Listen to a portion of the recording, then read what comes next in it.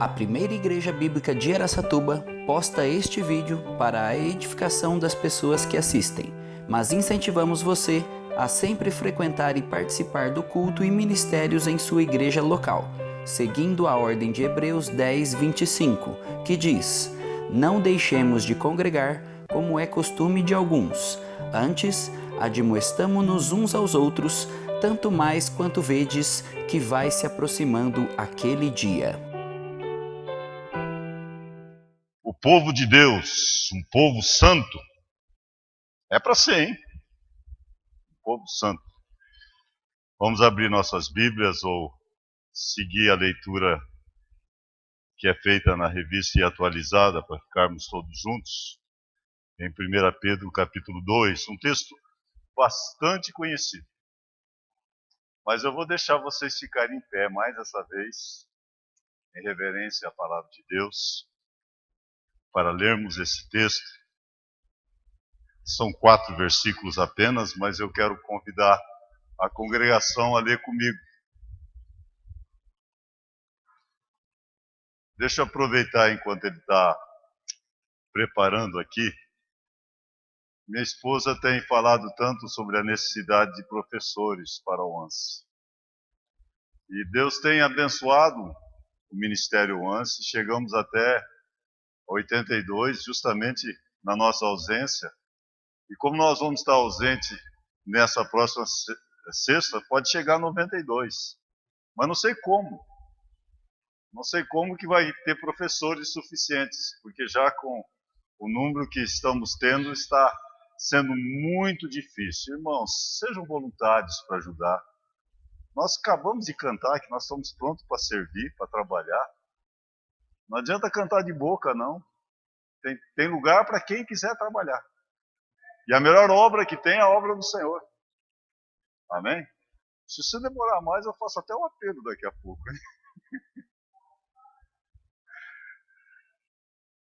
Povo de Deus, um povo santo. Eu começo com o que está em preto, a congregação em vermelho, e aí no último lemos todos juntos. Vós, porém, sois raça eleita, nação santa, povo de propriedade exclusiva de Deus, a fim de proclamardes as virtudes daquele que nos chamou das trevas para a sua maravilhosa luz. Vós, sim,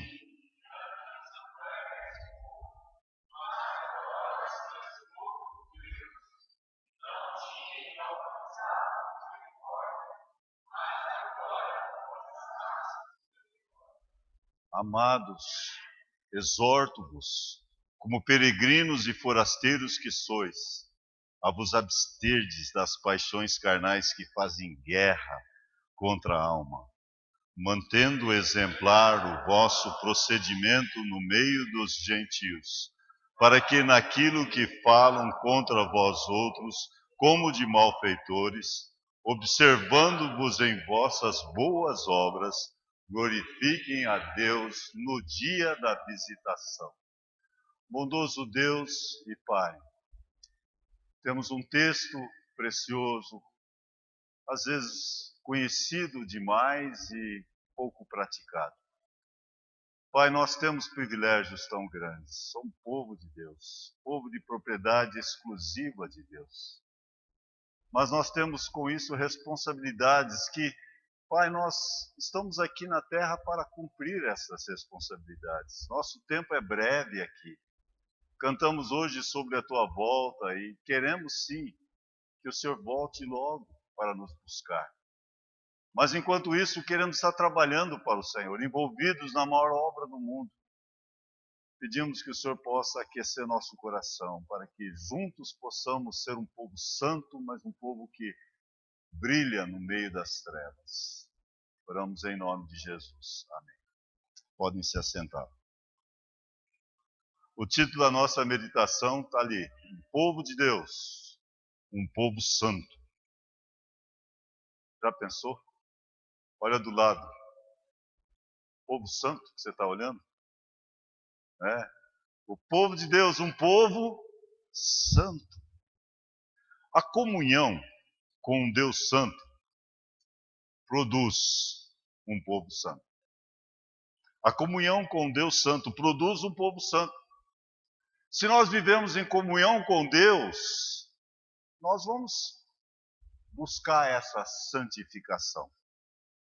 Seguir a paz e a santificação, sem a qual ninguém verá o Senhor. E nós aplicamos também no sentido que, se nós não estamos seguindo a santificação, outros não vão ver Jesus em nós. A santificação que vai fazer com que nós sejamos diferentes aqui nesse mundo, na nossa peregrinação aqui na terra. E 1 Pedro dá muita ênfase nisso. 1 Pedro fala sobre a santificação, que é a vontade de Deus. Nós já estudamos em 1 Pedro que santidade tem que ser modelada por Deus. Sede santos porque eu sou santo. A base da nossa santidade está em Deus. Sede santo porque eu sou santo. Também nós vimos que ela é motivada pelo amor, tendo purificado as vossas almas pela obediência à verdade, tendo em vista o amor fraternal, não fingido. Amai-vos cordialmente uns aos outros. Nós temos que viver esta vida santa amando uns aos outros. E o amor é que nos motiva a viver essa vida santa. E também nós já observamos no começo de 1 Pedro 2 que esta união com Cristo vai fazer com que cresçamos. Foi gostoso cantando os corinhos aí das crianças, né? Crescendo. Teve uma parte que mudaram, né? A gente fala, se não orar e a Bíblia não ler, você vai diminuir, né? Como que mudaram a letra aí? Em vez de não irá crescer. Também é uma verdade, né? Não irá crescer. Mas sabemos que o crescimento cristão é fundamental. O desejo de Deus é que todos sejam salvos e cheguem ao pleno conhecimento da verdade. Deus não quer que nós fiquemos para sempre no berçário. É gostoso vermos crianças novas, pegá-las no colo. Mas ficar para sempre, criancinha pequena, é ruim, né? Helder está lá, Érica lá. E o casalzinho está pensando, já vai ser nós. Está olhando do lado e pensando, mas não quer que fica para sempre, criança. Desejai ardentemente, como crianças recém-nascidas, o genuíno leite espiritual, para que por ele vos seja dado crescimento para a salvação. E lembramos que essa salvação é a final, quando encontrarmos com Jesus. Não é fácil vivermos uma vida santa no meio de tanta impureza. Nós temos uma enxurrada de impureza, vindo de todos os lados, TV, rádio, é tão cheio, as músicas. O homem é programado para a impureza. Tudo que nós temos aí na mídia, a internet, você facilmente acessa coisas imorais, sujas a qualquer instante. O homem é programado para a impureza. E ser santo vai ser difícil nesse mundo que nós vivemos. Na Inglaterra tem uma baía chamada Santa Margarete. A Margarete não está aqui, né? Mas é uma baía interessante, que dela tem um poço de água potável. E ali é mar adentro. Mas aquele poço de água potável nunca é contaminada pela água salgada do mar. Que exemplo, né? Assim que nós temos que ser. No meio desse mundo corrupto, nós temos que viver uma vida pura em meio às impurezas. E não pense, irmãos, que nós vamos ser poupados. Todos nós aqui somos atraídos pelas coisas impuras. É uma guerra. Nós temos que estar olhando para Jesus. Sede santos porque eu sou santo. Quando temos constante comunhão com um Deus santo, nosso bem maior, eu acho que eu coloquei essa frase no boletim. Então, vamos ter condições de viver uma vida santa. Se você quiser ir anotando, Está bem fácil a anotação, só temos 2 divisões. O que está no espaço vazio, você pode preencher, que está sublinhado em amarelo. E hoje eles não vão ter muito trabalho, porque como eu estou enxergando bem, eu não preciso colocar todas as referências lá. Vamos então olhar as razões para uma vida santa? Tem muitas razões, mas esse texto nos traz algumas razões. Algumas razões para termos uma vida que agrada o Senhor. Porque se tem uma coisa que nós sabemos que é a vontade de Deus, é a santificação. 1 Tessalonicenses 4,3 diz: esta é a vontade de Deus, a vossa santificação. Vos abstenhais da prostituição. Então não precisa perguntar se isto é a vontade de Deus. É claro, esta é a vontade de Deus. Mas primeiro nós vamos olhar alguns privilégios do povo de Deus. Já temos aí todos os privilégios: raça eleita, sacerdócio real, nação santa, povo de propriedade exclusiva de Deus, povo de Deus, e temos alcançado misericórdia. Mas nós vamos falar sobre cada um desses privilégios. Primeiro, raça eleita. Que privilégio maravilhoso! Eleitos antes da fundação do mundo, para sermos santos e irrepreensíveis perante Ele. E em amor nos predestinou para Ele, para a adoção de filhos.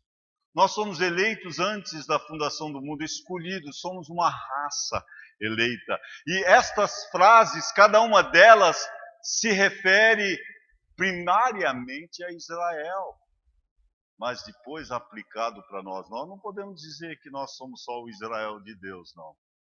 Nós entendemos claramente que tem judeu, gentil e a igreja de Deus. E o texto aqui, a aplicação é para a igreja de Deus. Os judeus sim eram raça eleita, eram povo de propriedade exclusiva. Mas Pedro está aplicando isso para nós, igreja. Nós somos hoje a raça eleita. Raça é um agrupamento de pessoas com vida e descendência comum. Nós somos um agrupamento de pessoas com a vida de Cristo. Nós temos a descendência, pois somos da família de Deus. Todos nós entramos nessa família pela fé. Amém? Fazemos parte dessa raça eleita. Às vezes a gente ouve pessoas dizer: ô raça ruim, né? Não é o caso nosso. Ô raça boa. Nós somos raça eleita. Não tem raça melhor. Deus escolheu você. Você é uma raça eleita, faz parte da família de Deus. Que privilégio! Você é filho de Deus, você é irmão de Jesus, você faz parte desta família maravilhosa. Desde o dia que você nasceu de novo, você entrou nesta família. Então somos uma raça eleita. Mas em segundo lugar, nós somos também um sacerdócio real. Essa ênfase no sacerdócio, Pedro dá aqui bastante. Ele está falando sobre o sacerdócio de todos os crentes. Não temos um sacerdote. Nós todos somos sacerdotes. Nós todos entramos na presença do Senhor. Não tem mais um véu, não tem mais uma separação. Não é só o sumo sacerdote que tem esse privilégio de entrar na presença do Senhor. Nós todos entramos na presença do Senhor. Já foi rasgado o véu. Que maravilha, né? Aí nós somos sacerdotes. Todos aqui. Eu sou sacerdote assim como você. Não sou diferente de você. Eu sou um sacerdote intercessor e você também. Sacerdotisa intercessora, mulheres.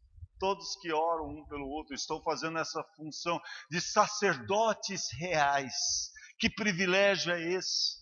Sabemos que o livro de Apocalipse fala sobre como nós vamos ser reis e sacerdotes aqui na terra. Isso será no futuro, no milênio, mas hoje nós já somos sacerdotes reais. Mas a terceira descrição é nação santa. Nação santa. Um povo santo. Uma nação santa. Aqui não fala mais sobre Israel, mas está falando sobre nós, família de Deus, somos essa nação santa, somos separados do mundo, separados para Deus.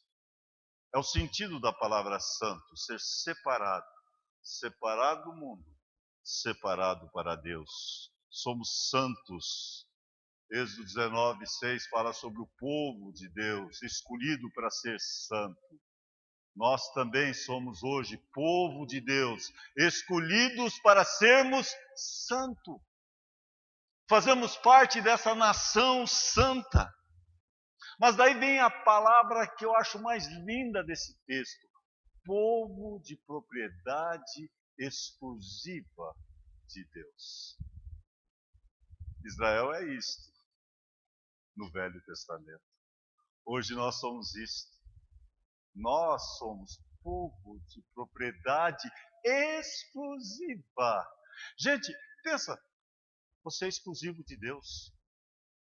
Você não quer dividir com ninguém mais, porque você é exclusividade divina. Deus te escolheu para ser um povo de propriedade exclusiva sua. Nós somos exclusividade de Deus. Nós temos que ter a atitude, não sou mais eu, mas Cristo. É a atitude que Paulo teve, né? Logo já não sou eu quem vive, mas Cristo vive em mim. Esse viver que vivo na carne, vivo pela fé no Filho de Deus que me amou e assim mesmo se entregou por mim. Mas eu vou deixar de expor o final do 9. Vamos pular para o verso 10. Versículo 10 diz assim: vós sim, que antes não erais povo, mas agora sois povo de Deus, que não tinhais alcançado misericórdia, mas agora alcançastes misericórdia. Aqui temos povo de Deus. Eu estou lendo Oséias. O livro de Oséias fala muito sobre conhecendo a Deus. Conheçamos e prossigamos em conhecer a Deus. Talvez é o texto de Oséias 6:3 que mais conhecemos, né? Como é importante o conhecimento de Deus. Mas ao ler no começo de Oséias, você vê que aqueles que antes não eram chamados meu povo, agora são chamados de meu povo. E ali em Oséias está se referindo a Israel. Mas agora Pedro pega a mesma expressão que se refere a Israel e aplica para a igreja. Nós somos povo de Deus.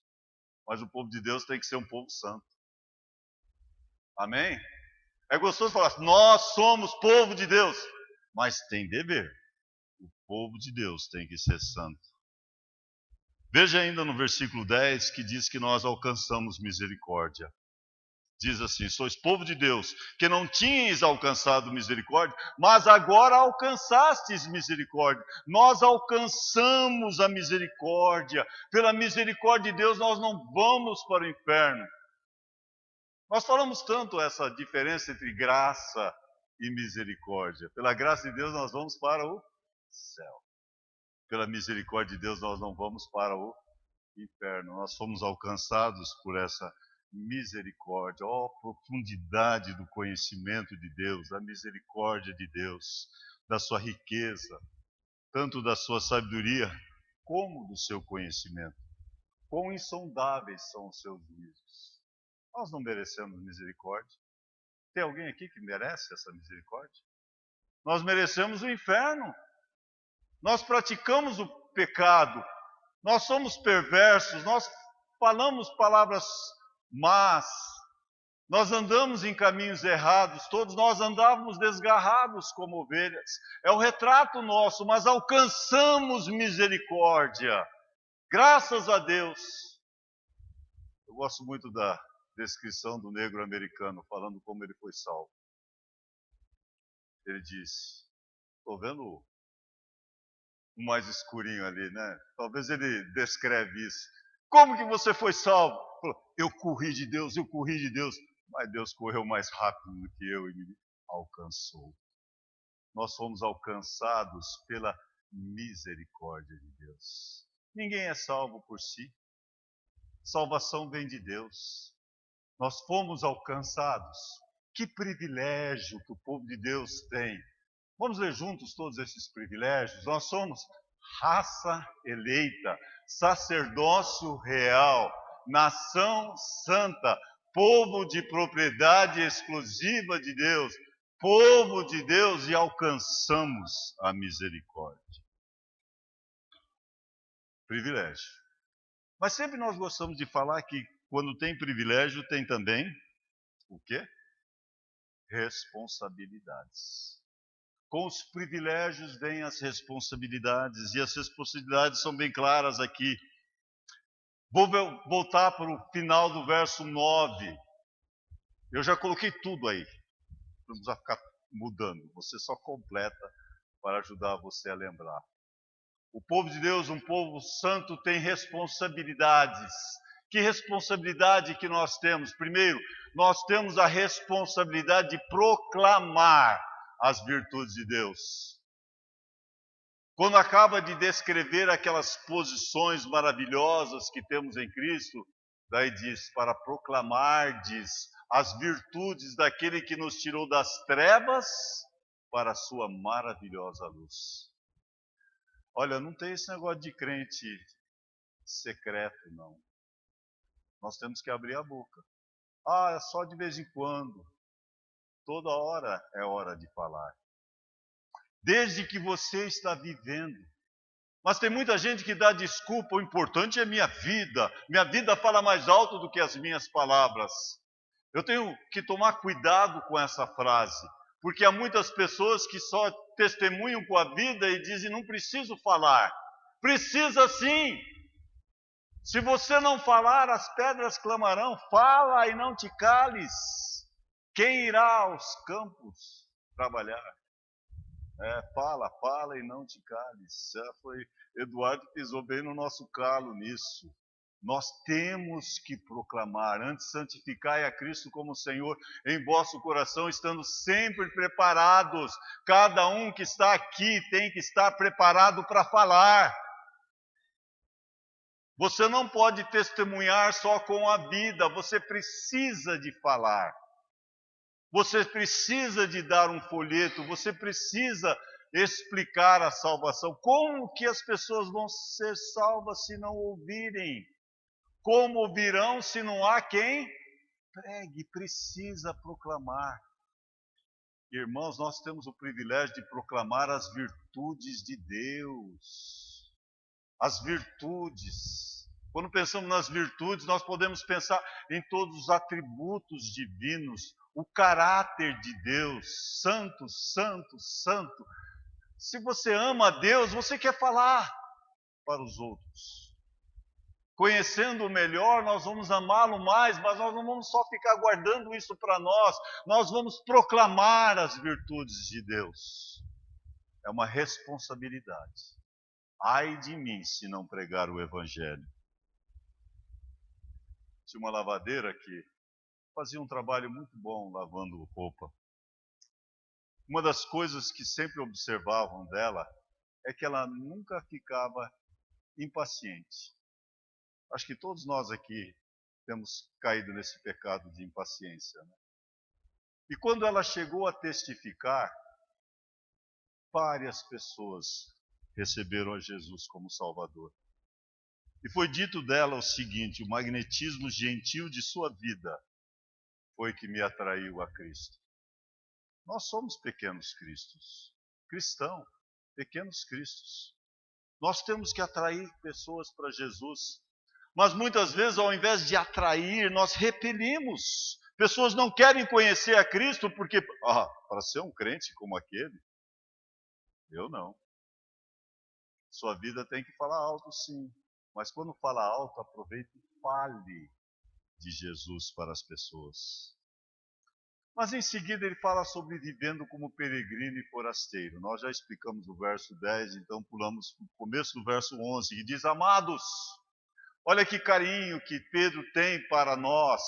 Ele está se dirigindo a nós, diz: amados, exorto-vos como peregrinos e forasteiros na terra, que vos abstenhais das paixões carnais que fazem guerra contra a vossa alma.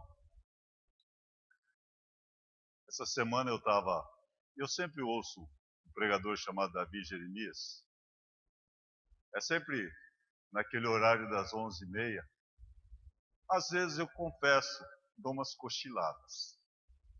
Mas esse dia não foi o dia que eu cochilei essa semana. Minha esposa veio bem santo lá, ouvindo mensagem, assistindo jogo aberto, assistindo talvez Globo Esporte, que também entra naquele horário. Mas às vezes eu só desligo o som, e esse dia eu desliguei o som da TV, só estava ouvindo a mensagem do Davi Jeremias. Ele deu 4 pontos que eu tive que destacar para ter uma vida santa. E não era nem nesse texto, mas tocou tanto no meu coração que eu falei, eu vou compartilhar na igreja. Primeiro ele disse, para você ter uma vida santa, você tem que encher a sua vida com Jesus. Encher com Jesus. Nós temos que nos encher com Cristo, nós temos que ter prazer em Cristo, nós temos que encher o nosso dia a dia com Jesus. Segundo ele disse, se você quer ter uma vida santa, você tem que encher a sua mente com a palavra de Deus. Aí vem a importância da memorização. Tudo que é verdadeiro, tudo que é respeitável, tudo que é justo, tudo que é puro, tudo que é amável. Se alguma virtude há, se algum louvor existe, seja isso que ocupe o vosso pensamento. E você é bombardeado com maus pensamentos. Mas como que você pode substituir aqueles maus pensamentos pelos bons? Eu não quero pensar, eu não quero pensar, eu não quero pensar. Substitua. A palavra de Deus. Memorização. Enche a sua mente com a palavra de Deus. A terceira que eu achei mais interessante. Enche a sua mente com regras. Enche a sua rotina, com regras. Sabe, nós temos que nos cercar. Temos que nos proteger. Para nós podermos viver uma vida pura, no meio dessas impurezas, nós temos que fazer algumas rotinas específicas que não deixam a gente cair. E ele citou Billy Graham. Eu sempre admirei Billy Graham, mas eu nunca soube da regra do Billy Graham. Vocês já ouviram falar da regra do Billy Graham que ele tinha na sua vida? O pastor Newton sabe porque eu compartilhei para os pastores. A regra do Billy Graham era a seguinte: nunca fico a sós com uma mulher, sem ser minha esposa. Esses grandes homens, tantos deles caíram em pecados sexuais, porque eles não tiveram esse padrão em sua vida. Billy Graham disse que ele pedia para que as pessoas olhassem no quarto antes dele entrar no hotel. Tomava todas as precauções. Ele disse que quando ele conversava com alguém, mesmo num restaurante sentado com uma mulher, ele pedia para alguém vir junto. Deus o abençoou por causa dessas suas rotinas de cuidado. Talvez isso é exagerado. Valeu a pena para Billy Graham? Davi Jeremias compartilhou que ele também teve esse padrão, tem até hoje esse padrão. Um padrão alto, mas um padrão que o protegeu. Mas daí ele dá uma quarta. Tenha amigos para prestar contas. Hoje de manhã o pastor Elias falou que o melhor amigo é a esposa, sem dúvida. Você tem que ter na esposa, primeiramente, aquela pessoa que você abre o seu coração e presta contas. Mas nós precisamos também de um amigo. Uma pessoa, um Davi, um Jonatas em nossa vida. Onde nós prestamos conta para aquela pessoa. Onde podemos fazer aquelas perguntas difíceis. E nós, então, fazemos uma prestação de contas também da nossa vida e a outra pessoa da vida dela. Como é importante isso, irmãos, para que nós possamos viver uma vida santa. Pedro está dizendo, amados, exorto-vos. Irmãos, não é fácil viver uma vida santa nesse mundo pagão. Mas ele diz, exorto-vos como peregrinos. Afinal, nós não estamos aqui, não somos do mundo. Não sou do mundo eu não sou. Lembra daquela música? Não sou do mundo porque Cristo me salvou. Nós somos retirados desse mundo, então nós não podemos nos amoldar com o mundo. Por isso é claro que nós temos que tomar decisões para viver uma vida santa. Não é fácil. Nós temos que tomar decisões. Nós somos o que aqui na terra? Peregrinos e forasteiros. Novamente, lembrando a mensagem de domingo, terminou nessa ênfase, não foi? Somos forasteiros aqui, estamos de passagem. Somos peregrinos e forasteiros. E Pedro diz: amados, exorto-vos, como peregrinos e forasteiros que sois, que abstenhais das paixões carnais que fazem guerra. Irmãos, como faz guerra? Faz guerra contra a nossa alma, contra o nosso espírito, o homem interior. Há uma luta constante, carne contra o espírito. E sabemos que quem você alimenta mais é que vai vencer. Se você está alimentando a carne através das coisas que você vê, através das coisas que você ouve, a carne vai vencer. Se você alimenta mais o espírito, memorizando a palavra de Deus, orando, tomando esses cuidados, essas precauções, tendo um amigo para te ajudar, aí você vai se fortalecer e poder vencer a carne. É interessante que Gálatas diz assim: andai no espírito e jamais satisfareis. Notem bem que diz jamais o quê? Satisfareis. Não é jamais tereis. Nós ainda vamos ter. Mas não precisamos satisfazer esses desejos.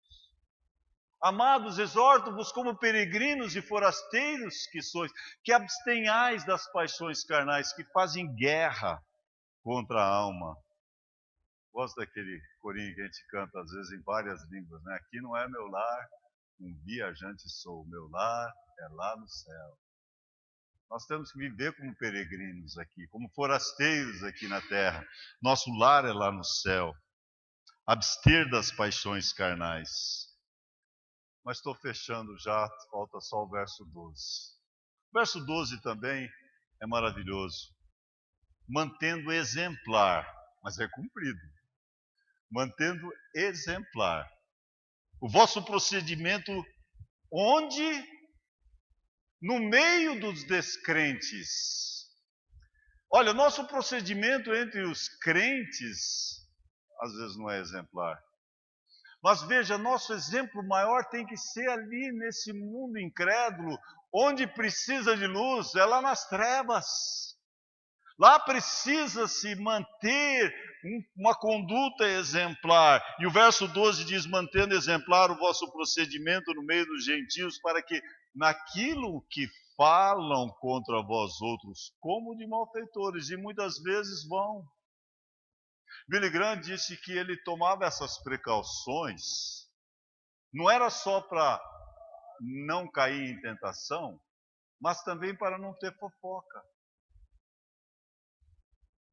É fácil inventarem coisas acerca de nós. É fácil mentirem, fazerem falsas acusações. Mas é tão bom quando você está mantendo uma vida exemplar de tal forma que não tem nada que pode ser apontado. Mantendo uma vida exemplar, um procedimento no meio dos gentios, para que naquilo que falam contra vós outros, como de malfeitores, observando-vos nas vossas boas obras. Notem ali, proceder de modo exemplar, mas daí tem a responsabilidade de fazer boas obras. Nós temos que fazer boas obras. Nós fomos criados em Cristo Jesus para boas obras. Nós não somos salvos pelas obras, mas fomos criados para as boas obras, mantendo exemplar o vosso procedimento entre os gentios, para que naquilo que eles possam até querer acusar, eles acabam não podendo fazer nada, porque observam as nossas boas obras. Tito 3,8 fala sobre: no tocante a estas coisas, considero que solicito, ele pede que sejamos pessoas que são dedicadas às boas obras. Eu acho que algumas vezes nós, porque garantimos, já somos salvos, às vezes não praticamos as obras E às vezes ficamos até envergonhados, porque grupos como os espíritas fazem tanto mais obras. É verdade que eles têm o lema, sem a caridade ninguém vai a Deus, né? Então, eles têm as obras como meio de se salvar. Mas nós não podemos ser menos. Nós temos que praticar boas obras. O mundo está observando a nossa vida.